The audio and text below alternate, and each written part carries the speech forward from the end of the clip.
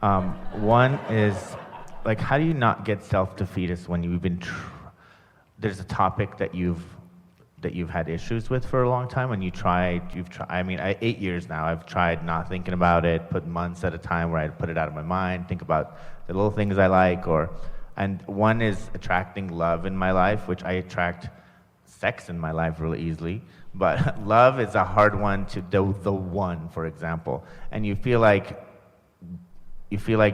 well, you know how law of attraction works, and obviously I've tried everything, and I feel like I'm doing something wrong now, and it's not.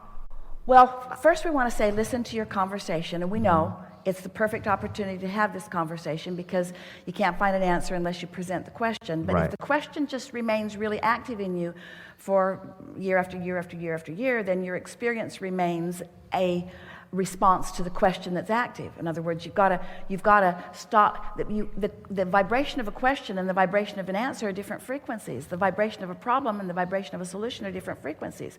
So you have to find a way of moving off the problem, and that's what the unconditional part will do. Can you feel how that all fits together? So you just described a condition that you keep active because you keep observing it. It's like a vicious cycle.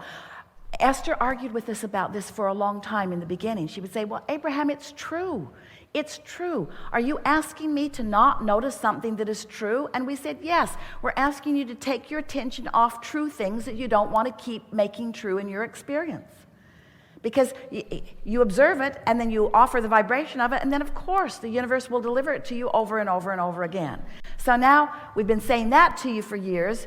8 years, haven't heard it, so we're going to say it to you different today. So the way we're saying it to you different today is, so you tell us again, succinctly, the condition that needs to change so that you can feel love. I'm actually going to tell you what I usually my rampage that's usually happening. Answer the question if you would, please, and then you can rampage all you want. But answer the what is the condition? You just presented it to us, so just say it clearly. I need to find my true love in order to what? To when I wake up in the morning to feel love, I guess. And are you saying to us that a condition needs to change? There needs to be somebody there that is that object of your attention to which you feel that love before you can feel that love. No, and I do feel love, I just don't feel love with someone else. So are you saying that it would be easier for you to feel that true love if there was someone there with you to which you felt that true love? Yeah. That's logical, isn't it? But you can't get there from there. You can't get there from there because the vibration that you've got going on is preventing you from getting there. So you have to shift something. So if the condition is, you need to be there so that I can love you, and since you're not there, I can't love you. But you need to be there, and then I will feel love for you, but where are you? I can't love you. I can have sex with you, but I don't feel everything that I want to feel. So somebody needs to show up so that I can feel all of that, and then I'll feel all of that. Have you ever heard anything more conditional in your life?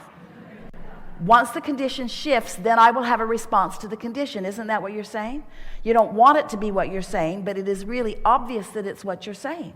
I need this condition to be different so that I can have a different conditional response to it. We're going to be really stubborn about this, and we're going to say it the way you mean it, because the universe doesn't hear what you say, the universe hears what you mean. I need this to be different so that I can feel different about it. That's what you're saying. Do you agree? So, since that doesn't work, then is it possible for you to feel the way you want to feel before the person shows up? Because everything that everyone wants, no matter what it is, whether it's a material object or a pile of money or stuff, everything that you want is because you feel like, you believe that you will feel better in the having of it. So let's focus on the love that you want to feel for someone. So just use some words. What does it feel like? What does that love feel like? It feels like warmth, it feels like sharing, it feels like well-being. It feels a bit like security. It feels like appreciation. It feels like appreciating. It feels like being appreciated. It feels like stability. It feels like respect. It feels like fun. It feels like spontaneity. It feels like cleverness. It feels like humor. It feels like life. It feels like zest. It feels sensual. It feels like being alive. It feels like eagerness. It feels just right. It feels like home.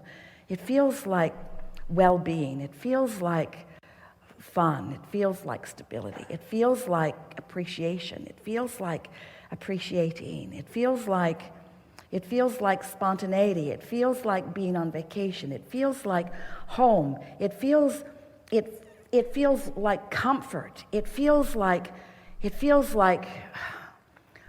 honoring. It feels like honesty. It feels like home. It feels like well-being. It feels like who I am. It feels like love. It feels like source. It feels like clarity. It feels full. No wonder you want it. Doesn't it feel like all of that? And can you get on an emotional rampage like that without generating some of those feelings within yourself unconditionally? And what we're saying is, do that for a little while, and someone who matches that will. We don't want to say show up on your path. We want to say they're already on your path, but you'll realize it because you will be in the frequency that allows you to zig and zag and rendezvous.